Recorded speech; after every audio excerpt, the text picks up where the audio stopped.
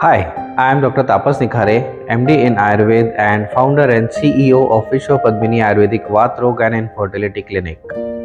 दोस्तों, आज का वीडियो बिल्कुल स्वीट और शॉर्ट रहेगा, जिसमें मैं आपको प्रॉपर लाइन ऑफ ट्रीटमेंट जो होती है जॉइंट पेन को लेके वो मैं इसमें बताऊंगा। तो आइए स्टार्ट करते हैं।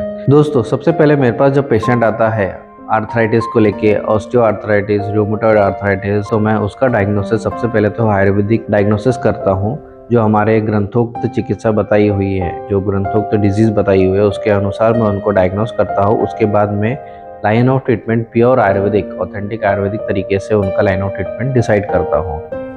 पहले तो हमारे पास दो टाइप चिकित्सा होती है। पहली है शरीर शुद्धिकरण, दूसरी है शमन चिकित्सा। शरीर शुद्धि के लिए मैं फर्स्ट इसलिए रख रहा हूँ उसे, क्योंकि मेरे हिसाब से अगर शरीर में टॉक्सिन्स है, बहुत सारी अशुद्धियाँ हैं, तो उसे पहले निकालना ज़रूरी है। क्योंकि जैसे अगर हमें अपनी पाइपलाइन को साफ़ करना होता है तो पहले उसमें से गंदगी निकालनी पड़ती है, उसके बाद ही पानी का फ्लो बहुत अच्छा जाता है। उसी तरीके से हमारे शरीर में अगर टॉक्सिन्स है, ब्लॉकेजेस है, तो मेडिसिन्स भी इतने प्रॉपर तरीके से लगती नहीं है बॉडी को, और फिर डिजीज़ ठीक होने में टाइम लगता है। इसलिए मैं सबसे पहले अपने पेशेंट्स जो मेरे पास आते हैं उनका मैं सबसे पहले शरीर शुद्धिकरण करवाता हूँ, ताकि जो ब्लॉकेजेस है वो क्लियर हो जाए, और फिर उनका शमन चिकित्सा यानी ओरल मेडिसिन पे जाता हूँ। अब जनरली पेशेंट्स को मैं बस्ती चिकित्सा सजेस्ट करता हूँ। अगर उनका जॉइंट पेन है, वात रोग का है, तो मैं उन्हें पहले डायग्नोस करता हूँ प्रॉपर तरीके से, उसके बाद में उनको पंचकर्मा पे शिफ्ट करता हूँ, जो कि है बस्ती, मोस्ट कॉमनली यूज़ करता हूँ मैं। बाकी चिकित्सा भी है, जैसे वमन हो गया, विरेचन हो गया, कटी बस्ती, उत्तर बस्ती, ये सब चीज़ें होती हैं हमारे यहाँ पे, लेकिन मेनली हम बस्ती पे ज़्यादा फोकस करते हैं, क्योंकि उससे ओवरऑल बॉडी के टॉक्सिन्स बाहर निकल जाते हैं।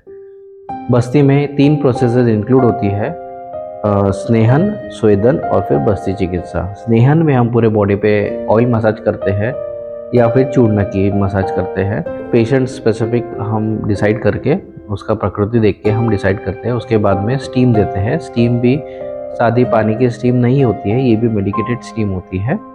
उसके बाद में हम बस्ती चिकित्सा देते हैं। बस्ती में हम एनल रूट से कैथेटर के द्वारा हम काढ़ा देते हैं। उसके बाद में हम सेकेंडरी तेल देते हैं, ताकि जो इंटरनल अशुद्धियाँ हैं वो पूरी निकल जाए, और इंटरनली जो वात प्रकोप हुआ है बॉडी में, वात इंक्रीज हो गया है, वो ऑयल के थ्रू पूरा उसका शमन हो जाए, मीन्स वो कम हो जाए।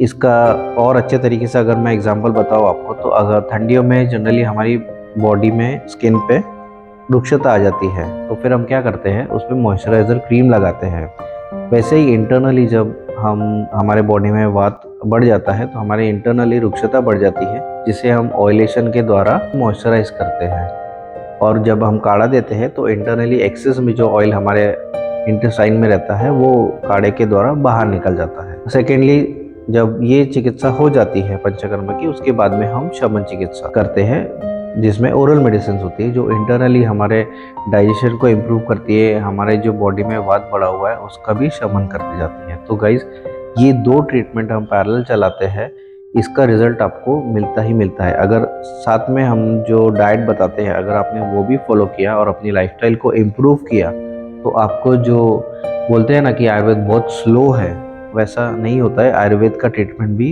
ये चिकित्सा से फास्ट हो जाता है, और 10 में से हमारे पास 9 पेशेंट्स ठीक हुए हैं। जो पेशेंट्स हमारे ट्रीटमेंट को फॉलो करता है, हमारे डाइट को फॉलो करता है, हम जो लाइफस्टाइल बताते हैं, अगर उस हिसाब से फॉलो करता है तो उसे रिजल्ट मिलता ही है। तो गाइस, अगर ये वीडियो आपको अच्छा लगा तो इसे बाकियों के साथ शेयर करिए, लाइक करिए और हमारे चैनल को सब्सक्राइब करिए। Thank you.